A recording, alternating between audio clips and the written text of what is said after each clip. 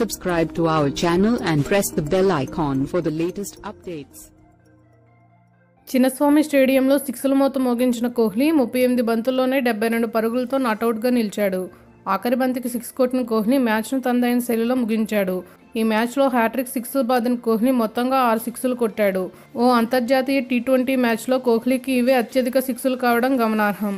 ఈ మ్యాచ్లో 189.47 స్ట్రైక్ రేట్తో పరుగులు చేసిన కోహ్లీ అంతర్జాతీయ టీ20లో 50 సగటున అందుకున్నాడు. ఆర్సీబీ తరపున ఐపీఎల్లో ఆడే కోహ్లీ ఈ మ్యాచ్తో చిన్నస్వామి స్టేడియంలో టీ20లో 2500 పరుగులు పూర్తి చేశాడు. చిన్నస్వామి స్టేడియంలో టీ20లో ఎక్కువ సిక్స్లు కొట్టిన ఆటగాళ్ల జాబితాలో కోహ్లీ రెండో స్థానానికి చేరుకున్నాడు. ఈ క్రమంలో డివిలియర్స్ ను దాటేశాడు.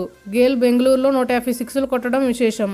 అంతర్జాతీయ టీ20లో అత్యధిక హాఫ్ సెంచరీలు సాధించిన బ్యాట్స్మెన్ జాబితాలో రోహిత్ సరసన కోహ్లీ నిలిచాడు. అంతేకాదు అంతర్జాతీయ టీ20లో అత్యధిక ఫోర్లు బాదిన ఆటగాళ్ల జాబితాలో లంక మాజీ ఆటగాడు దిల్షాన్తో కలిసి కోహ్లీ సంయుక్తంగా అగ్రస్థానానికి చేరాడు. భారత్ తరపున టీ20లో 50కి పైగా సిక్స్లు బాదిన ఆటగాళ్ల జాబితాలోనూ కోహ్లీ చోటు దక్కించుకున్నాడు. మరిన్ని అప్డేట్స్ కోసం మన ఛానల్ని సబ్స్క్రైబ్ చేయండి.